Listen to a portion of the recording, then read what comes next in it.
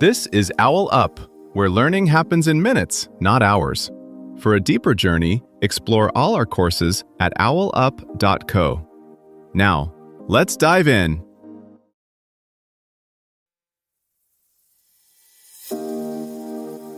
Welcome back to the Longevity Code.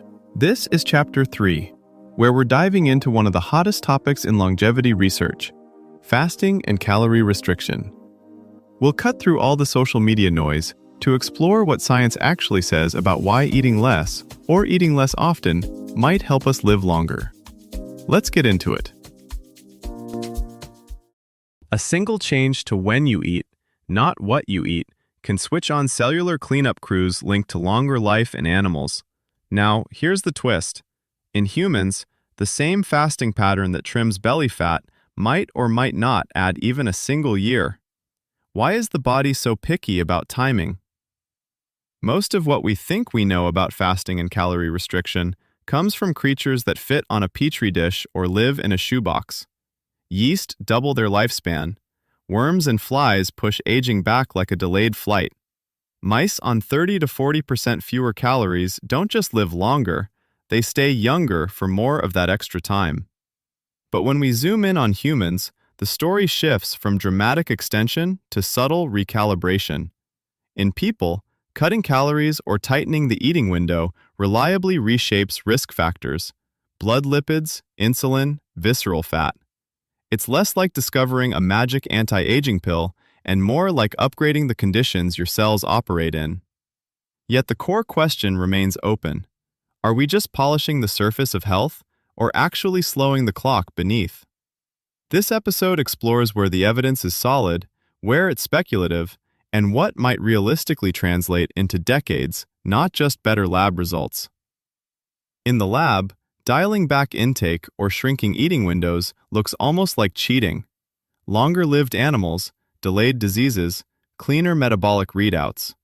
But the closer we get to real human lives, the messier the picture becomes. Work, social meals, stress, sleep, and culture all collide with any tidy protocol. There's also a crucial distinction emerging: short-term improvements versus long-term trade-offs. Drop calories too low for too long, and you may protect your arteries while compromising muscle, mood, or bone. The frontier now is nuance. How much, for whom, and for how long before benefits quietly flip into costs? In animals, the story starts brutally simple: less fuel, longer life. But when researchers zoom in, it's not just less, it's how the organism responds to less.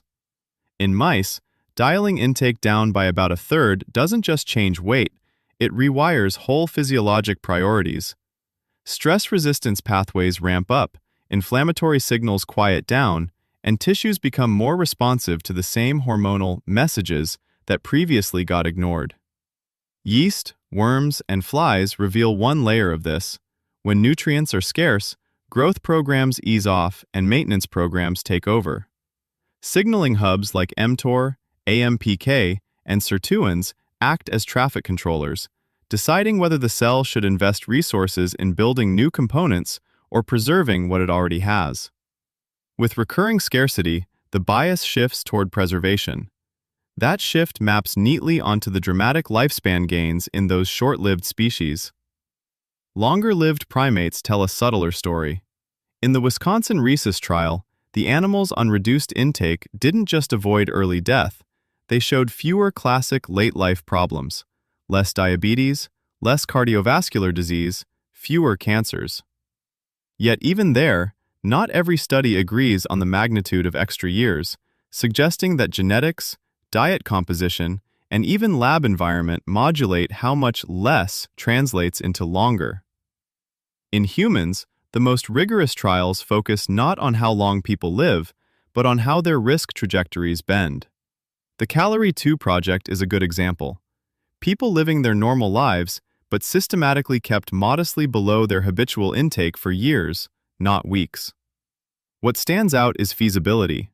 Most volunteers could not sustain extreme restriction, but many could live with a gentle, persistent deficit that reshaped their long-term metabolic profile. A key twist from recent human work is that protocols limiting days or hours of intake can trigger cellular stress responses even when body weight barely moves. That's pushed scientists to separate two overlapping stories, one about changing body composition and another about periodically pushing cells into a resource-sensing state they rarely enter in modern eating patterns.